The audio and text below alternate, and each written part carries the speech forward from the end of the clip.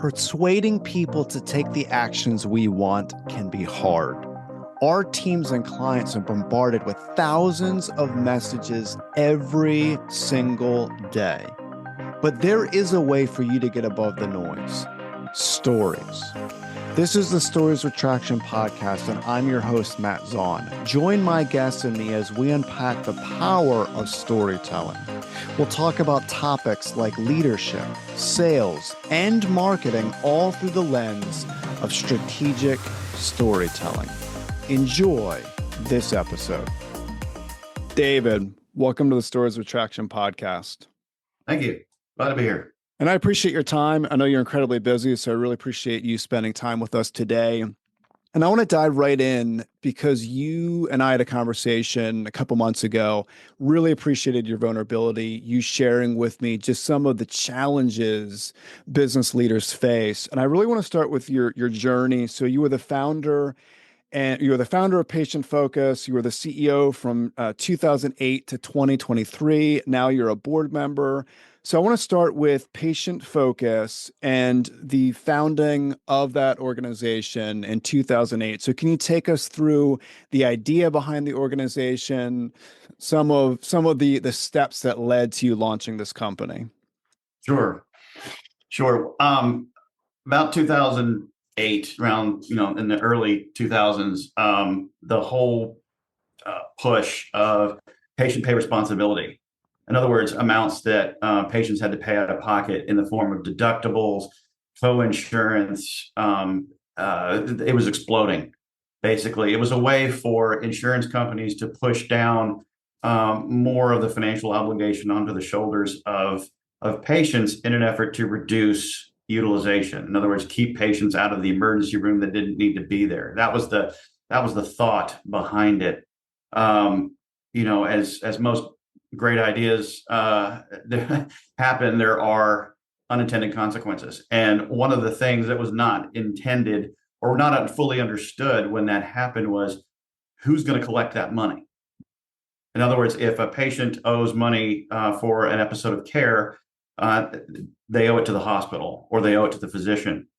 And what was happening was the hospitals and the physician offices and other healthcare providers did not have the systems or the people or the resources to collect from patients. They didn't know how to do it because they'd never done it before.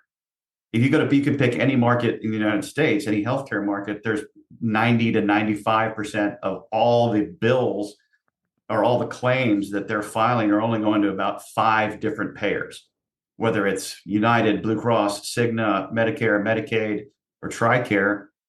That's it. With the advent of patient pay, you go from 5 to 50,000.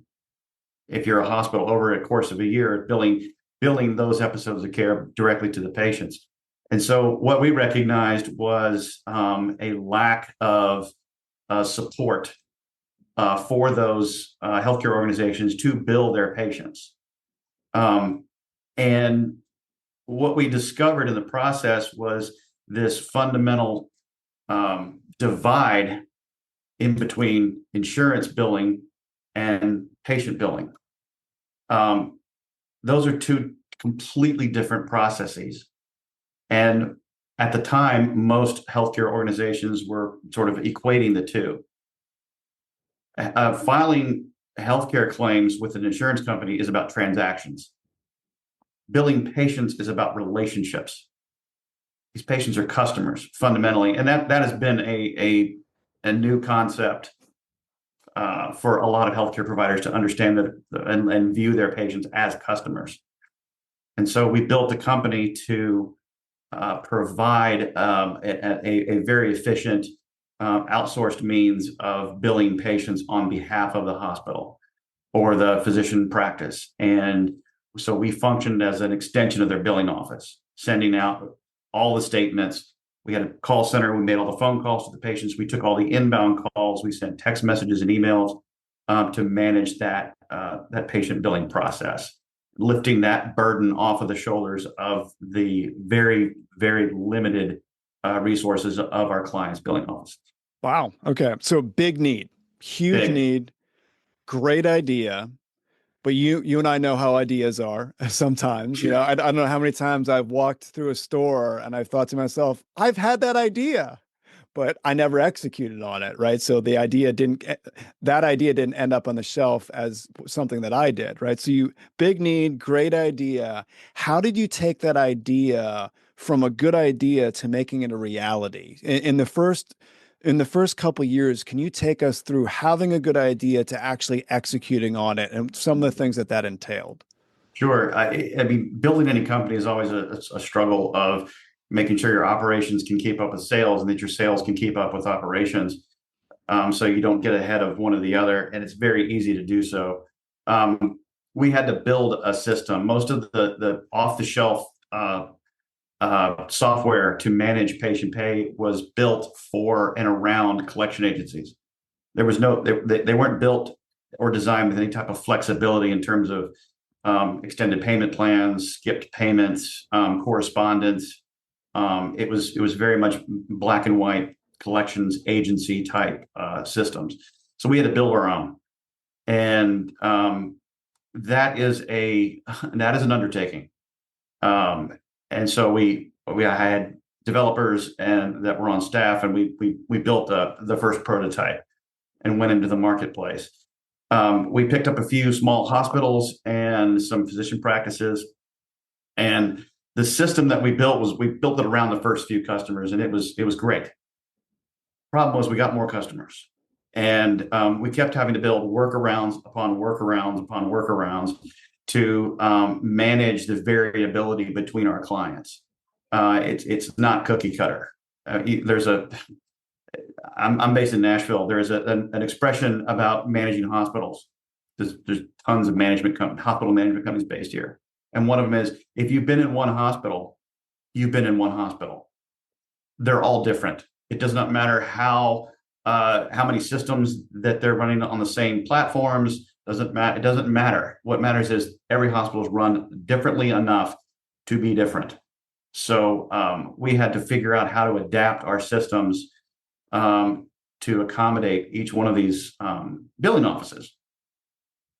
And that proved to be a little bit more challenging than we thought, because our system kept getting bigger and uglier.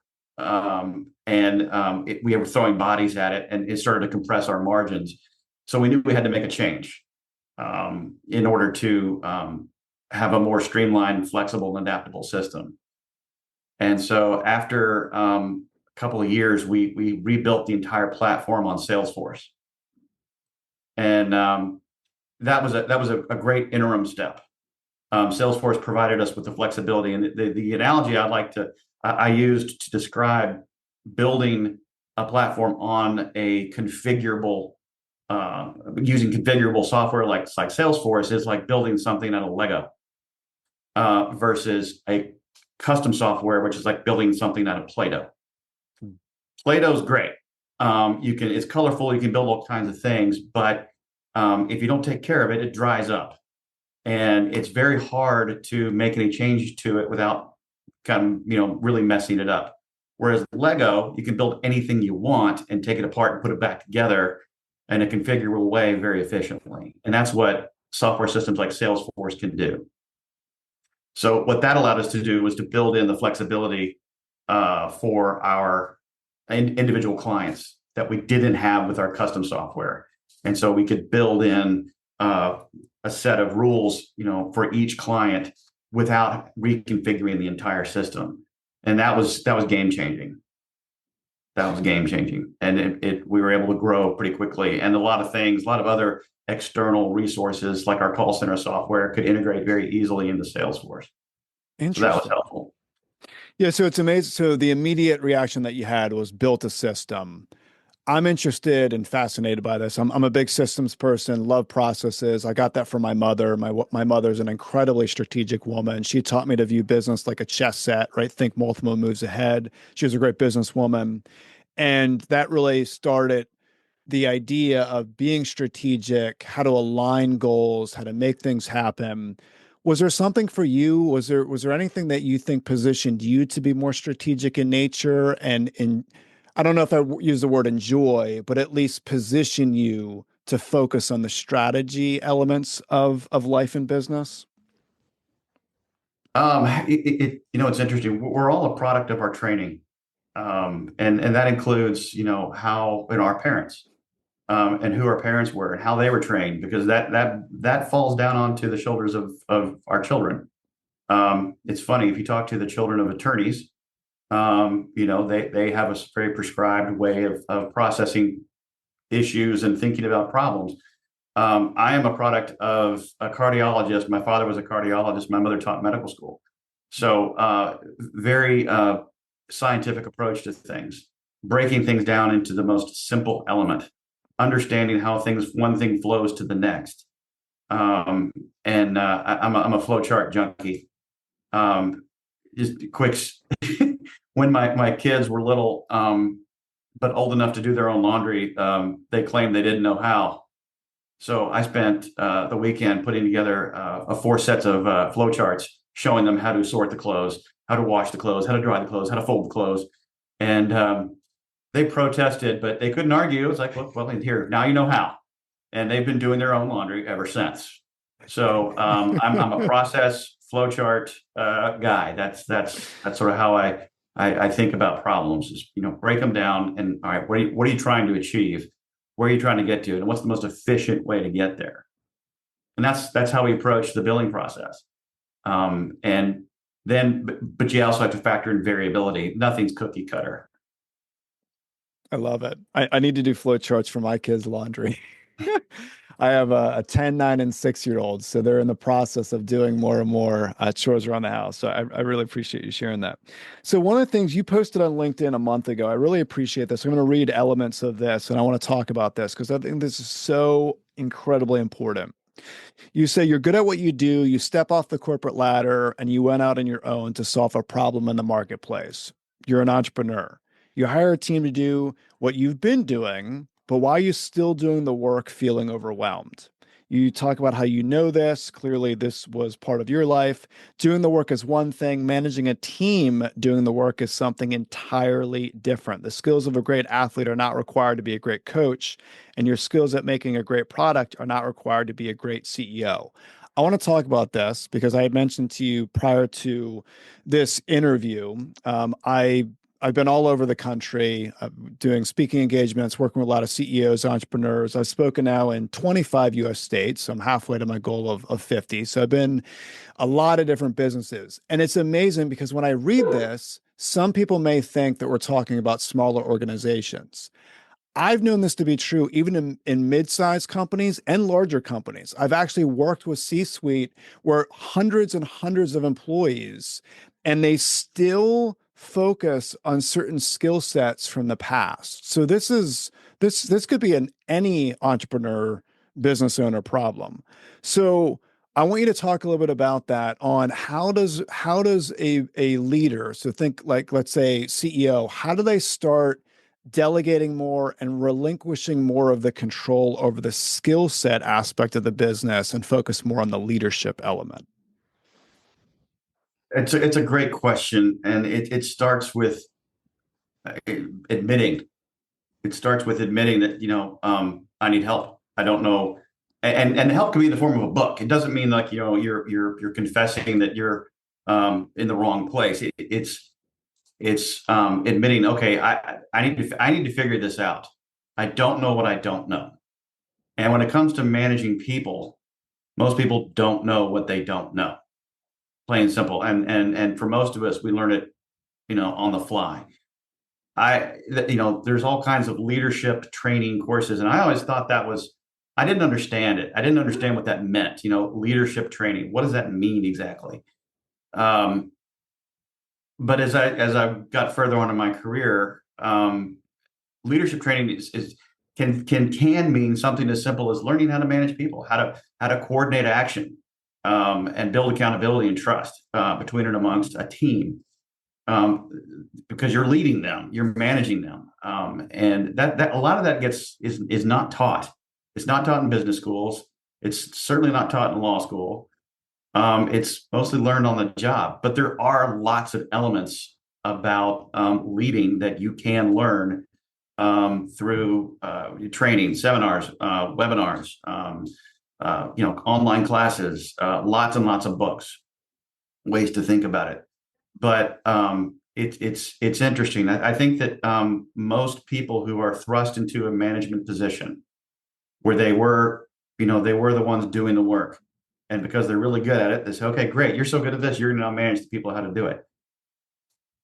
Well, they don't. Not all the time. Those people who are thrust into those positions don't know necessarily, why would they, how to manage people to do it, and that's a challenge. So I get back to, okay, how do you train them to do that? How do you provide value to that new manager?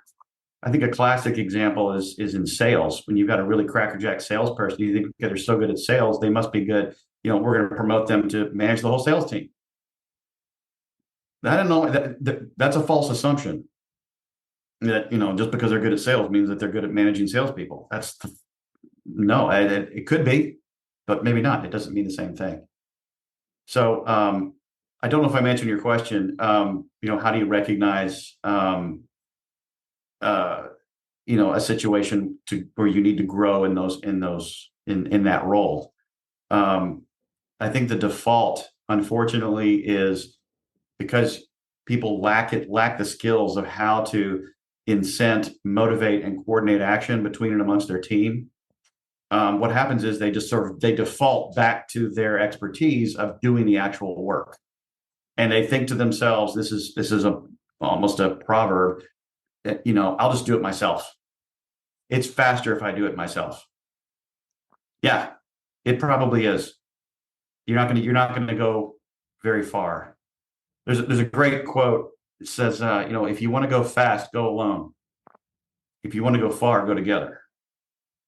And so it's a function of saying, okay, I'm going to teach this person, I'm going to train this person how to do this. And it's not necessarily so I don't have to. It's like, you're not supposed to. And again, it's recognizing that you're not supposed to do this work anymore. You're supposed to get them to do it. And that is a fundamental mind shift that many new managers are not prepared for. Sure. No, that's an incredible point. So two different ideas. So recently I interviewed a lady, her name's Sel Watts, and I love what she said. She said, no one starts a business to manage the headaches of managing people. So no one wakes up in the morning thinking, I have an awesome idea for a product or service. I can't wait to go manage a bunch of people with different personalities and deal with problems. That is so true. You immediately said, I need help, which really speaks to the humility of this. One of the things that fascinated me the most, and I mentioned to you that my background's in politics. I was a political speechwriter for well over a decade. I've worked with hundreds of politicians over the years. One of the things that blew me away when I made the transition from politics to business is how humble some individuals that are wildly successful in business, how humble some of them are. I can't tell you how many times I've gone into an organization and I'm shaking all the different hands in the room, and someone will pull me aside and say, do you know who you just spoke to? I'll say, no, that's the founder of this company, like a multi-billion-dollar company. You would have no idea. Sometimes it's hard to pick some people out, whether they're the CEO of a massive organization, founder, or the janitor, right? Some of the people that I've worked with that are wildly successful in business are incredibly humble. So here's the challenge that I see. So someone jumps in, they start an organization, it starts to go well, they start to see success. There's an element of pride and ego that gets in the way. For a business leader that is struggling with humbling themselves to go out and get that help, what words of encouragement would you say to them to really focus on the humility aspect of doing what you're saying, reading books, understanding how to manage people? What's something that you would tell that person if they're really struggling to lower their ego and reach out for help and truly be humble? That's a great question. I would say that the first thing, it's easy to admit, is there's got to be a better way. Just to start with that, there's got to be a better way to do this. Whatever it is you're doing, whether it's building widgets, whether it's painting a fence, whether it's running a company or managing a team, there's got to be a better way. Because if you're starting to feel frustrated, there's got to be a better way. I mean, and the other thing is, and this is also rather relatively easy to admit, it's I'm probably not the first person to have this problem. I'm not the first person to feel this frustrated. Therefore, there is likely a solution that I'm not aware of. And so it's to start there. I mean, those are facts. There's got to be a better way, and I'm likely not the first person to have this problem. And so the question then becomes, okay, where do I go? Where do I go for help? What do I do? And it's sometimes if you go to your direct supervisor or your boss, they're not going to have the answers. That's why they hired you to figure this out. So you got to figure it out. So where do you go? What do you do? There's like I said, there's this whole environment and the whole lots of books and all kinds of leadership organizations and trade associations that can help. I would encourage people to find their tribe, find an organization that is populated by people in a similar position as you. I belong to an organization called Entrepreneurs Organization, or EO. And it's an organization that was started by entrepreneurs for entrepreneurs, and everything is run by entrepreneurs. It is a safe place where we can all get help from each other. If we're dealing with employee issues, or we're dealing with issues with our board or our clients or our partners or whomever, whatever the deal is, whatever you're challenged with, you're not the first person to have that problem.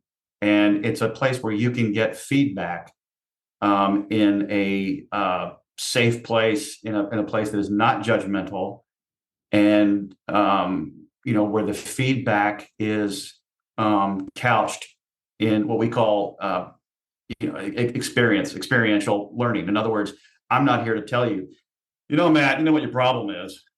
No, Dave, tell me what my problem is. That's not helpful. What is helpful is like, hey, Matt, when I was in a similar situation, this is what I did. This is where it blew up in my face. And this is what eventually worked. That is helpful.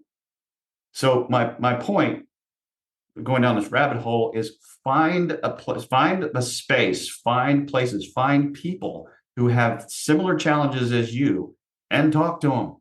How did you manage your way out of the situation? That's how you're going to solve these problems, by talking to other people who have had similar problems. You're not the first one. And you're not admitting defeat by saying, hey, I'm stuck. Of course you're stuck. Everyone gets stuck. Managing people is hard. Running a business is really hard. Running a division of a large organization is hard. Taking over, as you're really, really good at making widgets, and now you got to manage the people who are making the widgets, that's hard. So what do? You find people who've done it successfully. You find people who are facing the same challenges as you, and you ask questions. And it is humbling. Now, to get there, to admit that, you have to be humble enough to do it. Because if you don't, you're not going to succeed. You're going to get stuck. You keep doing the same things over and over again, and you don't get anywhere, you will be removed. Plain and simple. That's a really good point. I appreciate you sharing that. One of the books I committed to read again and again and again this year is Atomic Habits. Absolutely love the book. I'm on my fifth read through as of right now. I plan on reading it every month from now to the end of the year.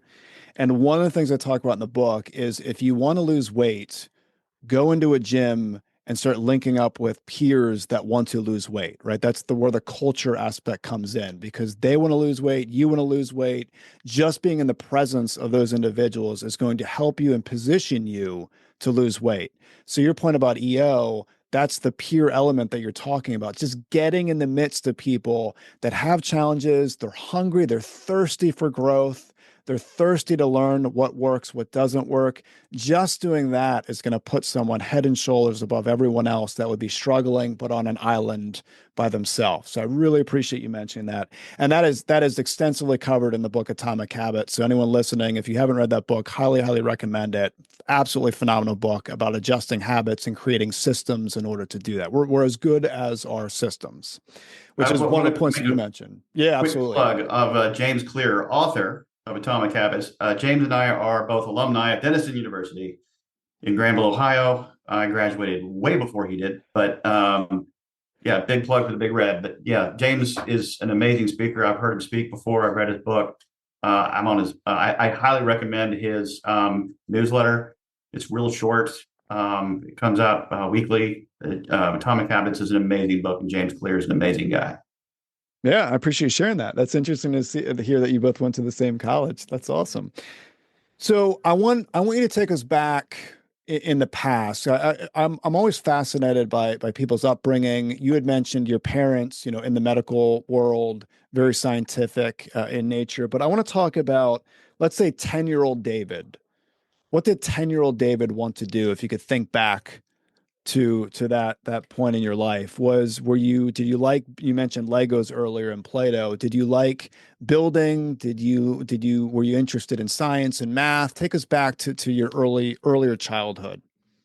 Yeah, Lego was one of my favorite things in the world as a kid growing up, and looking back at it as an adult, there's a lot of elements of problem solving when you're trying to build something, and you've got a set of toys, a set of tools, if you will.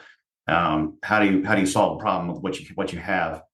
I really really enjoyed that. I was a math guy, and English reading and writing was where my heart was. But it's interesting. My as I mentioned, my father was a cardiologist. My mother taught medical school at Vanderbilt, and my sister is a clinical psychologist in New York.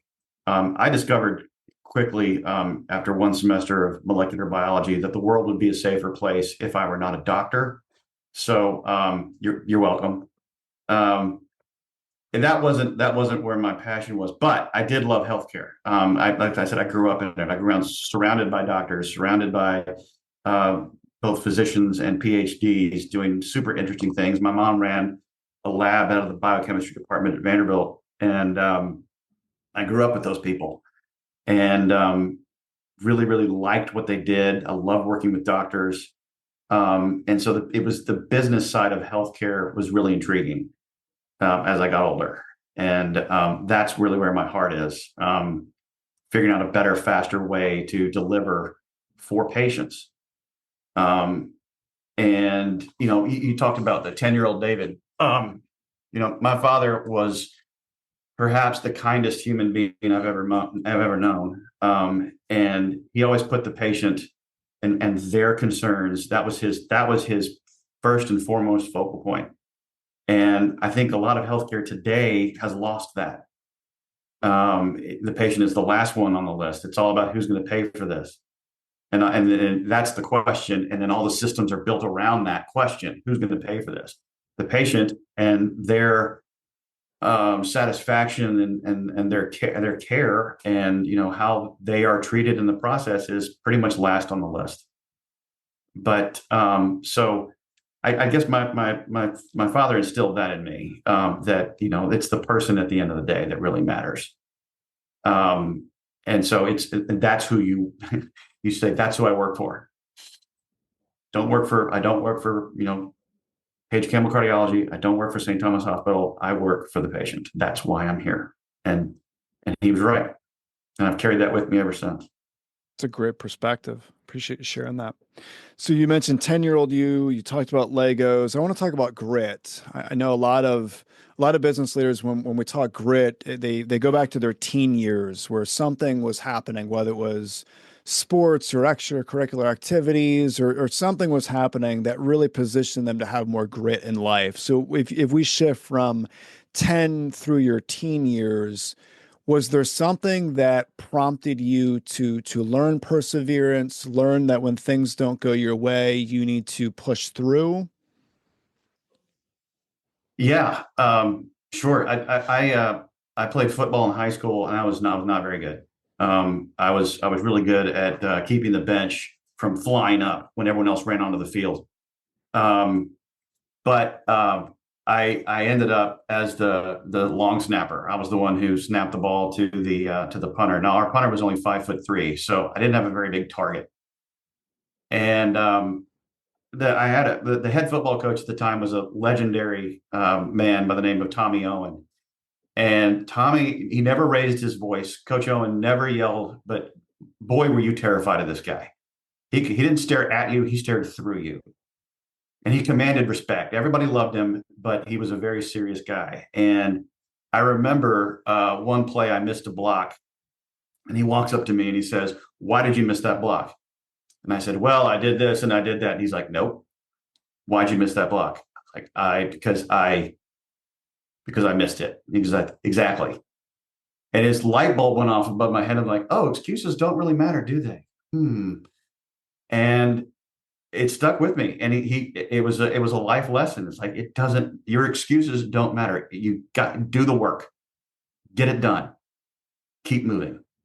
And that was a lesson.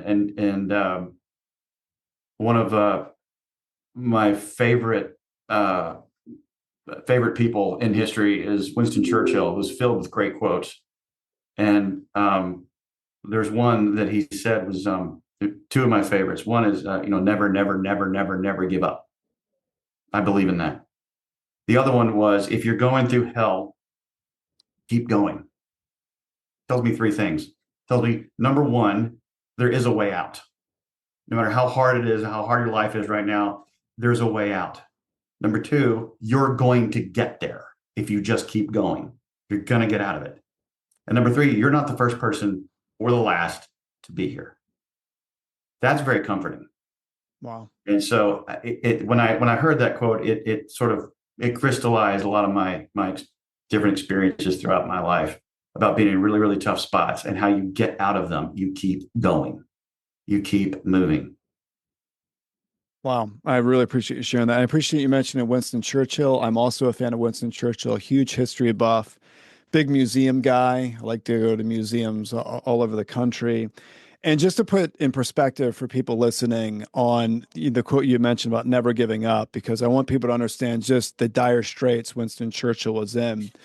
So when the Nazis were expanding across Europe, there was an idea in the United Kingdom that France would not fall. France was a buffer, right? They wouldn't fall. The Nazis would never make it to their shore. And France fell within 2 months, which was shocking to the world.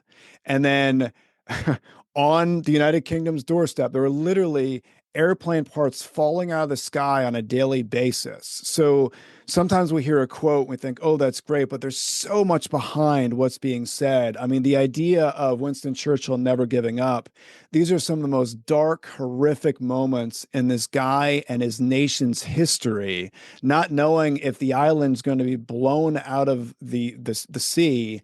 And there's a lot of history people that might be listening that know I would be very scared to wonder what the world would look like if the United Kingdom would have fallen. It could have gone very dark very quickly. So, very thankful for Winston Churchill. Very thankful that he did truly never gave up. And I think there's a really good segue into the coaching piece, because you mentioned his quote, never, never, never give up.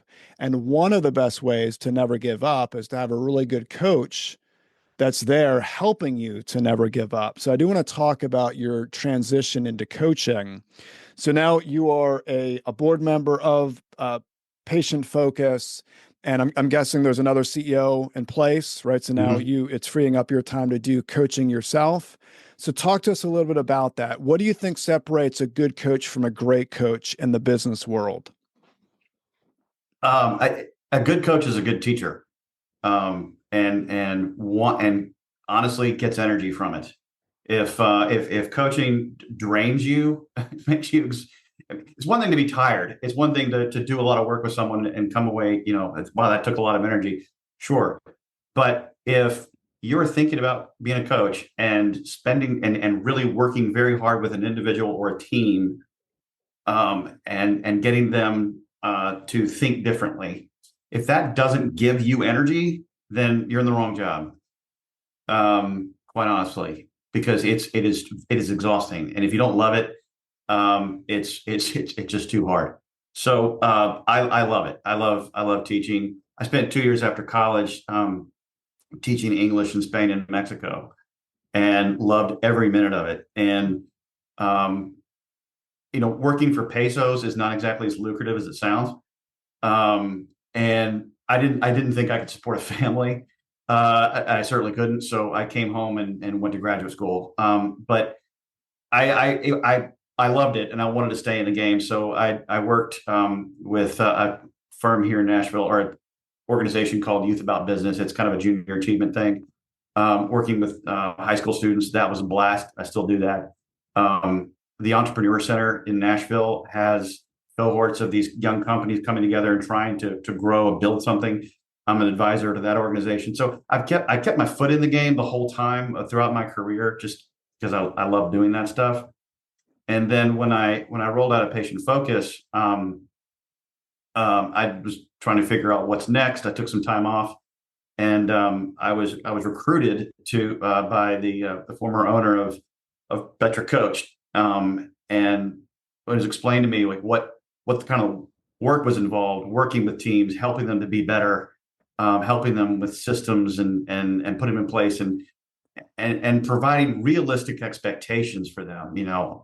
I think a lot of us think that we should be able to flip the switch overnight, become overnight success, make $1 million in a very short period of time, and that's really not the case. It's about helping people understand that getting better, 1% better every day is fine. That's perfect. That's progress. That's moving. There are different ways to think about things, different ways to approach a problem.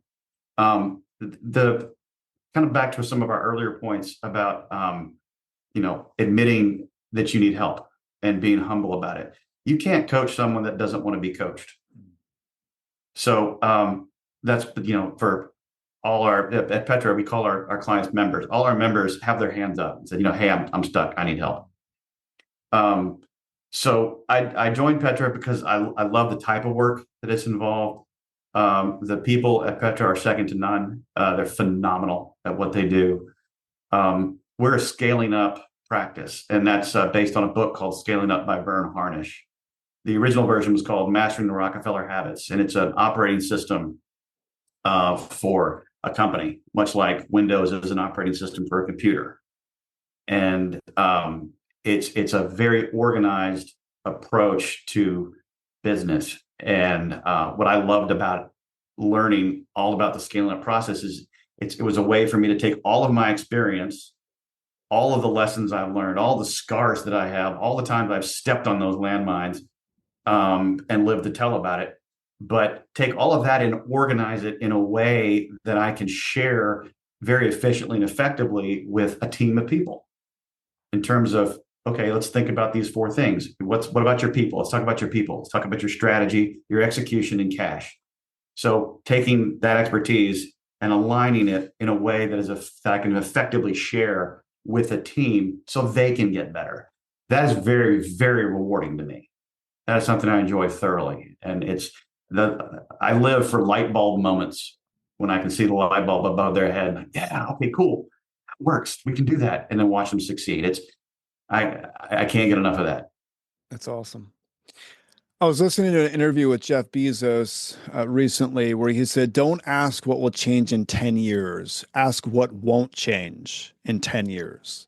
And his idea was this was a guiding light for Amazon, where he said, in 10 years from now, customers are still going to want products delivered quickly. He's never going to get a customer that approaches him and say, I wish that it was delivered 3-4 days from now. Like every customer is going to want better pricing and things delivered quickly. So they really focus from a distribution perspective on what won't change in 10 years, right? I thought that was really interesting. And I bring that up because with AI and all kinds of technological advances, who knows what 10 years from now will look like? There's going to be major, major advances. There's going to be things that we can't even predict.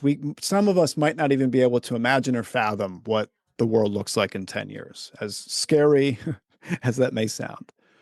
What won't change in 10 years as it pertains to coaching? Meaning, what do you think, even with AI and everything else that's going to happen, what do you think is still going to be needed from a coaching perspective in a decade from now? I'll go back to my earlier point.